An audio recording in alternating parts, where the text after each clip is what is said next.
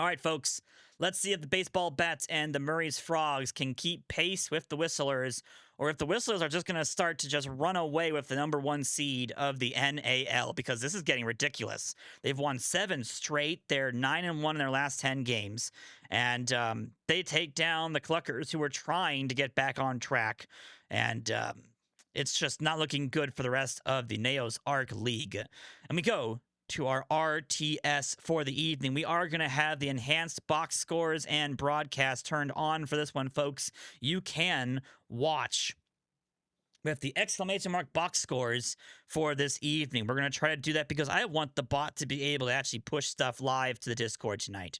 So, stuff should be popping up in the Discord. We have our live baseball games here. Captains and the Ninjas, and then Kings and the Trains are going to be our first games on deck at this point, as we start up our games #1, which is, our #1 starting pitchers, game number 11s on the regular season. Our big ones, of course, are going to be the Frogs and Giants. Can the Frogs continue to develop into the winning team that they've been so far, as we get into the beginnings of the second quarter of the regular season, basically here?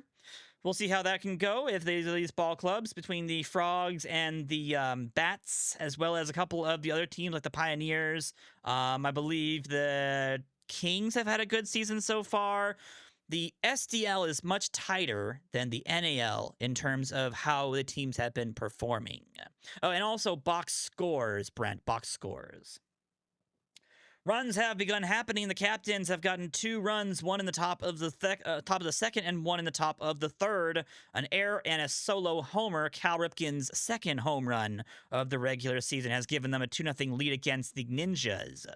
Felix Martinez has hit his 3rd home run of the regular season. That gives the Kings a 1-0 lead against the Trains. That's Silverhand out pitching. Well, it would have been out pitching someone else, but unfortunately, he gives up a solo homer to Roman a day.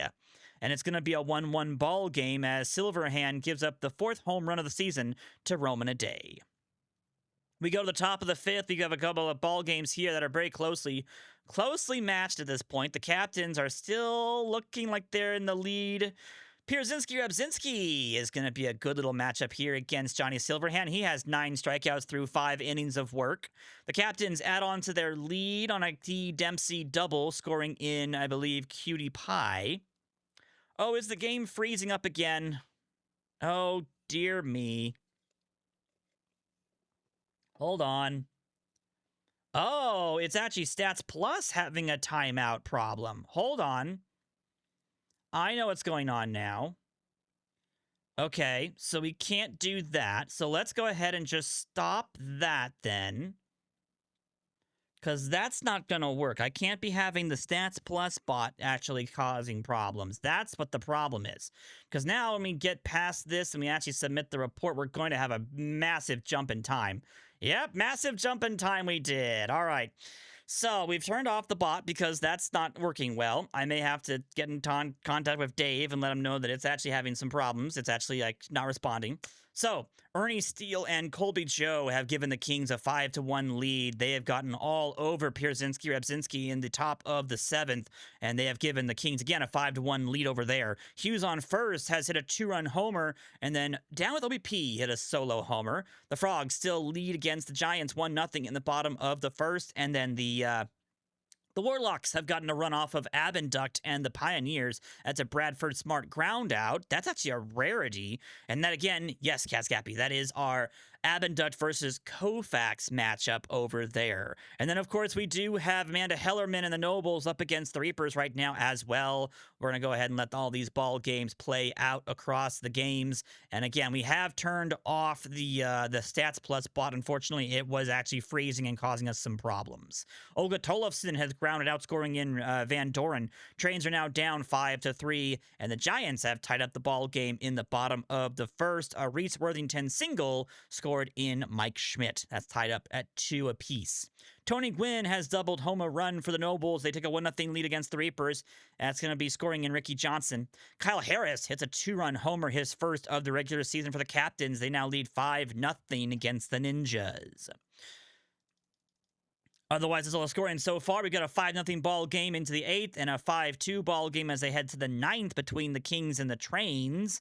We'll see if the Trains can do anything in the bottom of the 9th to be able to keep the Kings from getting another win here. Raquel Colon has given the Giants a 3-2 lead on a single, scoring in LeBeau. The Trains are down to their final 3 outs. The Giants have gotten another run on a Mike Schmidt single, scoring in Colon. They now lead 4-2. The Trains do get a run here in the bottom of the 9th. That is going to be a ground out, scoring in Felgate. But they're down to their final strike, and that's going to be the ball game. Kings take down the Trains. Kings move to 6-4. Trains fall to 5-6. Hughes on first has hit a solo homer for the Frogs. Chuck Norris has followed it up with a home run of his own, and the Frogs have tied up the ball game against the Giants 4-4. The Captains have shut out the Ninjas 5-0. That's Chuck Ball out pitching Cornflake especially. Chuck Ball goes 7 1/3, 9 strikeouts, and the Captains take down the Ninjas 5-0. They now move to 5-6, and the Ninjas are now 3-8. It has not been a good season for the Ninjas so far. John Doe has doubled home a run for the Reapers. They now have tied up the ball game against the Nobles in the bottom of the 5th. Otherwise, we go to the top of the 6th between the Pioneers and Warlocks and the Nobles and Reapers. And, okay, we're talking about it in a couple minutes here, but everyone might need to start paying attention to this Sandy Koufax Benjamin Abendut matchup. This pitcher's duel is starting to get spicy over there. We've got a couple of tie ball games. In fact, we have 3 tie ball games so far, as we are into the bottom of the 6th, and the bases are loaded, but they will not score anything, so the Abendut is able to get out of a bases-loaded jam. The Reapers have gotten 2 runs on a Pablo Sanchez double and a sacrifice fly from George Brett. They now lead 3-1 against Hellerman and the Nobles. So that's a tough ball game over there. They're going into the top of the 7th. Same with the Warlocks and Pioneers. We'll see if anyone wants to score some runs. And there we go. Dean Danger has hit a solo homer for the Nobles. They're now down by 1 run. Sandy Koufax pitches through 7 no-hit innings. No-hit innings for Sandy Koufax. He is out dueling Benjamin Abendut right now. The Coyotes have gotten their first run of the ball game against the Goats. They've started up their ball game over there. Doran Elmer has given the Ducks a 2-0 lead against the Bears. And Cheryl Reynolds has hit a homer for the Reapers. They now lead 4-2 against the Nobles. Is it actually a perfect game? It is actually a perfect game so far. That's interesting. Emily Lubell has tied the ball game between the Goats and the Coyotes. They're now tied 1-1. Frogs and Giants are still tied 4-4 as they go to the top of the 6th. And Sandy Koufax is pitching in the top of the 8th. 1 down. Santillan grounds out. Knuckle Tech will strike out swinging. We are into observation mode here. And Carl Karonsky is going to single. And Sandy Koufax's perfect game is kaput in the top of the 8th. Sandy Koufax manages to go 7 2/3 perfect innings. And yes, the Whistlers did in fact win their ball game. Final score of 3-0 against the Cluckers. It was uninspiring for the Cluckers, unfortunately. Dazen Guile has doubled home a run for the Warlocks. They now lead 2-0 against Benjamin Abendut and the Pioneers. This would be a huge upset for the Pioneers against the Warlocks. All right, Bruce Springsteen singles home 2 runs for the Coyotes. Stan Musial has hit a 2-run homer for the Cacti. They now lead 2-0 against the Rockets. And Bradford Smart tripled home a run for the Warlocks. They now lead 3-0, and they have knocked out Benjamin Abendut in 7 1/3 innings pitched. That's a new one. That's a new one. All right, the Pioneers are down 3-0. And they're about to have the bases loaded as they intentionally walked. They score a run on a ground out for the Warlocks. They now lead 4-0. Wow. Okay. It is going to be all Warlocks today, isn't it? Hughes on first has singled home Luann Louie, and the Frogs have taken a 6-4 lead over the Giants in the top of the 7th. We are in the we're in the top of the 9th for both of our two other baseball games. That's the Nobles and Reapers, and the Pioneers and Warlocks. They're down to their final outs. It looks like Nobles have got a runner on second base, and they've got one down, and Dean Danger, the tying run, is at the plate. The Pioneers are down to their final out. Sandy Koufax has 14 strikeouts and is looking for a complete game 1 hit shutout. And Sandy Koufax gets it. Wow. Okay. A 1-hit complete game shutout for Sandy Koufax, gives up 0 walks, 1 hit, 14 strikeouts, is able to outperform Randy Johnson for the evening. A game score of 99 for Sandy Koufax. That might be our best pitching performance to date. For the season, at least. That's still not beating Kaz Cappy's official no-hitter, but for an almost perfect game, that was impressive. Killebrew hasn't hit a homer all season. He's had 2, technically, but you'd love to see one more right here. Harmon Killebrew's got a runner on third base. The Nobles are down to their final out here in the top of the 9th. They would love a homer right about here. No worries, Daredriver. You'd still love to see it. Put some fire under Killebrew, okay? Put some fire in there. The Nobles are down to their final strike. Killebrew is going to be retired. That's going to be the ball game. Reapers take down the Nobles 4-2. Juan Espinoza has singled home. Hughes on first, and the Frogs now lead 7-4 against the Giants. They go to the bottom of the 7th. All right, otherwise, all of our other ball games are underway. Juwan Jones has grounded into a fielder's choice, scoring in Mike Trout, and the Coyotes now lead 4-1 against the Goats. Jody Weed has doubled home a run against the Bats. That's going to be a 1-0 lead for the Mythics over the Bats as they begin the top of the...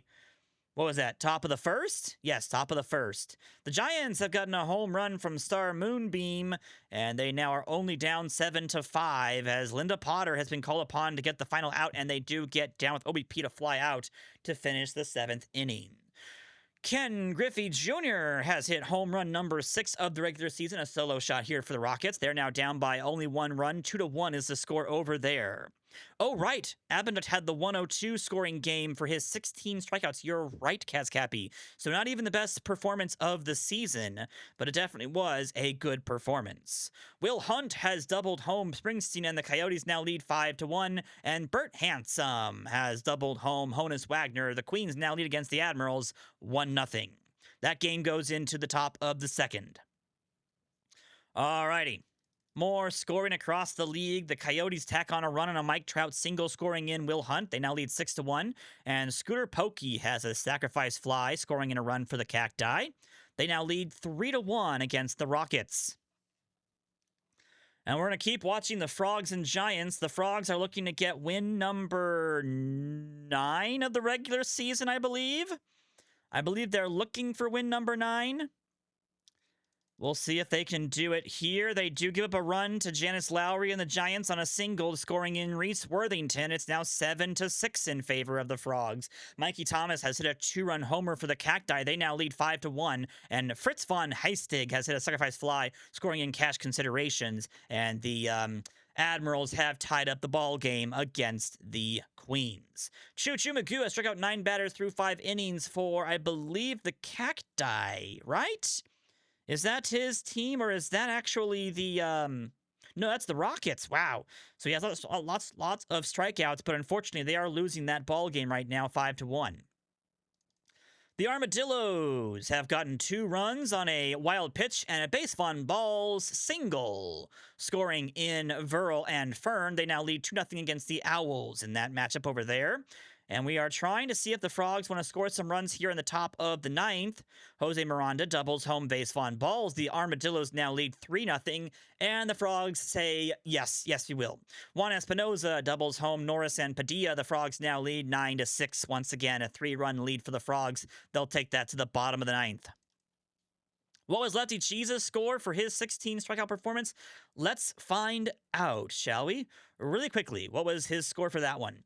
His score for that one, because it was only 8 innings of work, he had an 81 score. So the thing is that innings pitched is way more important than strikeouts. So even though he had 16 Ks, because he gave up 2 runs on 4 hits in only 8 innings of work, it's only an 81 for the final game score, unfortunately. The other 16 strikeout one was going to be Benjamin Abinduct. He's a 96. Wait, hold on. Are you guys seeing different game scores than I am? Because I'm seeing Stanley Koufax as a 99 and Abinduct's a 96.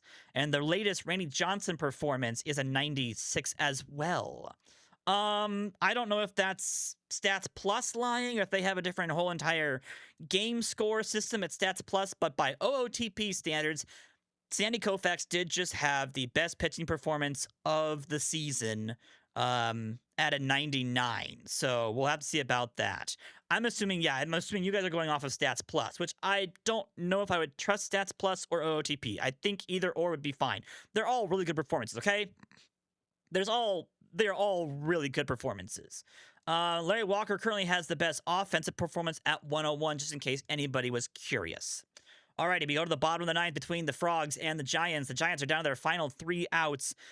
Finley Murray, or Ninley Murray, is going to get the first out here as Gerald Freeman grounds out. LeBeau is going to be able to have a 1-2 pitch on the way from Finley. He'll strike out swinging a ball in the dirt. They get him over at first base, and it's all down to Star Moonbeam. And the Frogs are looking to get their 9th win of the regular season here in dramatic fashion, and they will get it. Naomi Murray gets her 4th win of the regular season, and the Frogs will take down the Giants 9-6. Giancarlo Stanton has given the Mythics a 2-0 lead against the Bats. Way to go, Minley! Yes, way to go, Ninley. Well done. Well done for the save there for the Frogs.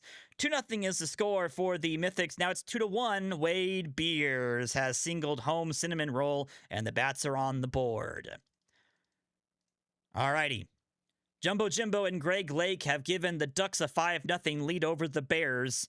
And then Boom Boom McBroom has doubled home Aaron. That has given the Bats a 2-2 tie. Tony Del Vecchio hits a 3-run homer in the bottom of the 6th. The Rockets are now losing by only a run against the Cacti. So that game is going to be coming back around here a little bit. No, we don't do the Boom Boom McBroom there because it's not a homer. But the double is still semi-decent Boom Boom McBroom.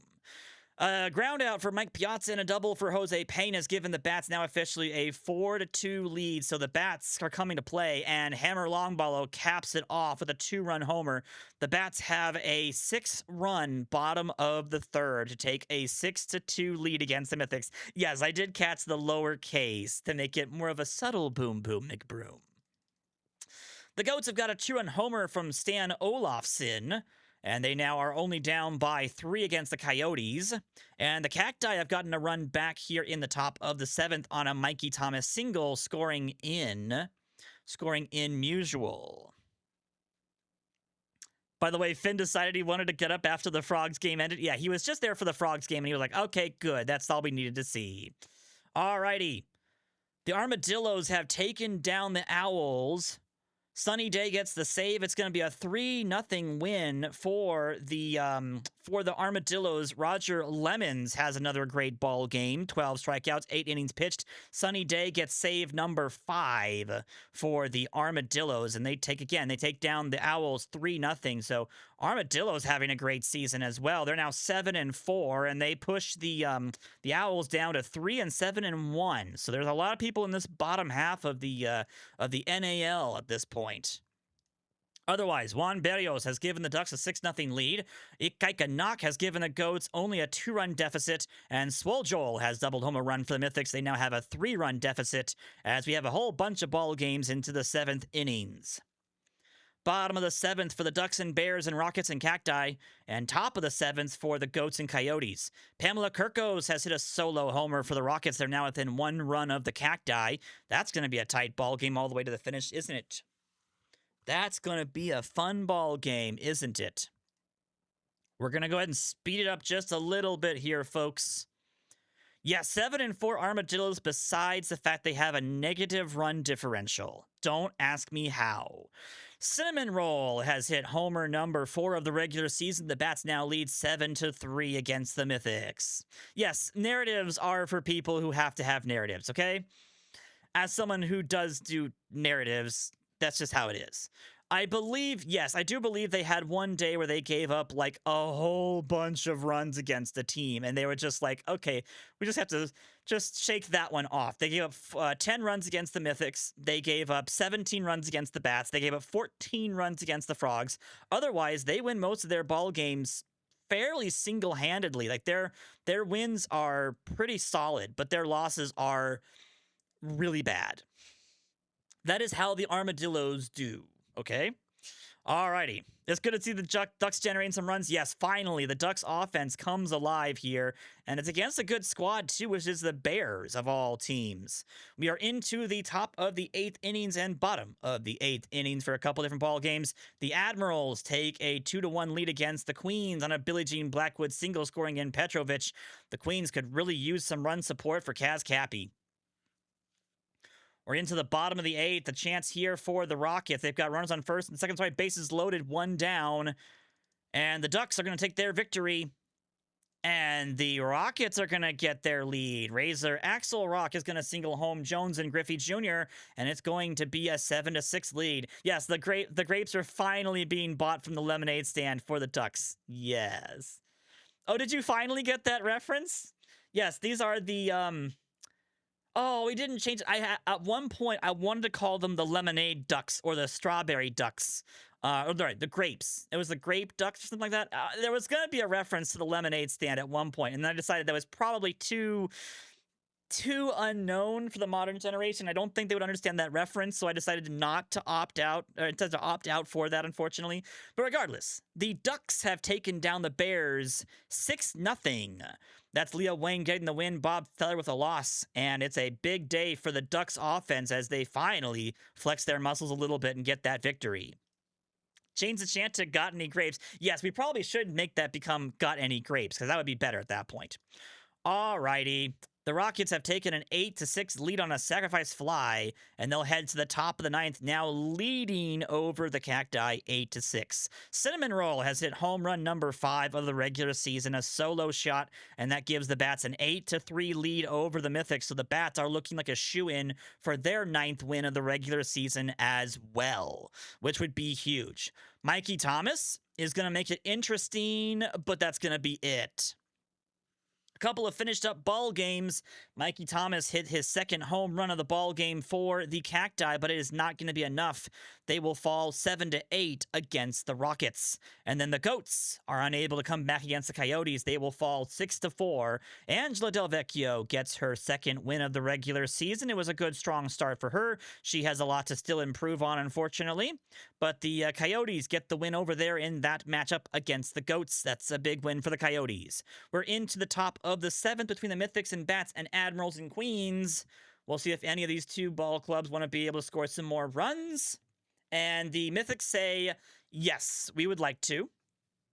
Jody Weed, runner on second base, chance to be big right here, but she will ground out, and the Mythics will only get the one run on the single of Sal Cordoba. It will be a 4-8 lead. Sorry, never mind. So much for the 4-8 lead, because boom, boom, boom, McBroom hits a solo homer, number 6 of the regular season for Boom Boom McBroom. It's a 9-4 lead now for the Bats over the Mythics. It's just too much. The Bats just have too much offense. There's the boom, boom, McBroom. There, love to see it. Alrighty. Elizabeth Cappy has been called upon to replace Kaz Cappy. It's a little bit of an early poll, but they are able to get through the top of the 8th. They'll go to the bottom of the inning, and they really need a run to tie the ball game now at this point. Samantha Winslow has hit a solo homer, her first of the regular season for the Bats. They now lead 10-4 against the Mythics. A single for Honus Wagner, and the Queens do have an opportunity here with the runners in the corners. 2 down, however, and Bert Handsome is going to be the batter up against Tiffany Bosworth. Stealing second is Wagner. Can Bert Handsome pull through with a big clutch hit right here? The answer is going to be no. The answer is going to be no. Bert Handsome strikes out swinging. At least he swung. And we'll go to the top of the ninth. Final opportunity here for the Mythics.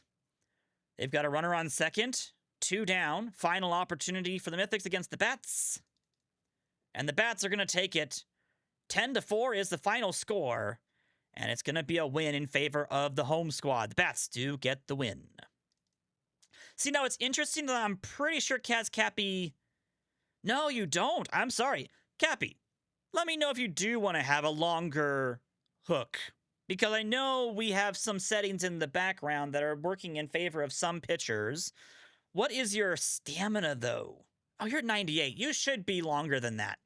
If you want more on your hook, let me know. I can make that adjustment. We did do some stuff across the league, which is why some pitchers are able to go 7 or 8 innings. But it is interesting how Kaz Cappy continually gets cut off at 7 innings. Do you want more? Okay, so we'll just do that. Okay, maybe not all of that. Maybe half. Half? Let me know if you want all or half. All or half, basically. It has been nice to see Elizabeth Cappy finally returning to form, though. Elizabeth Cappy has now gone officially 7 scoreless innings, dropping the ERA back down to 3.27. So now it's all up. It's going to be all up to the Queens offense. Can they do anything? At least another inning. Yeah, so at least one more. And the Queens are going to have 3 chances to be able to get something started here against Tiffany Bosworth and the Admirals. Miami Unlucky is going to be the first batter here in the bottom of the 9th, and he will ground out. Unfortunately, it'll leave it up to Screwball and the next batter on deck. Screwball is going to strike out swinging, and it's all down to Chris Jardine. Can the Admirals take the victory? The answer is going to be yes.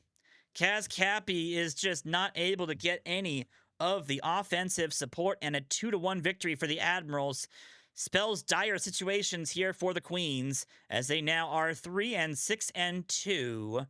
And that was a game you probably should have been. I mean, you were competitive, but you really should be winning those kind of games about there.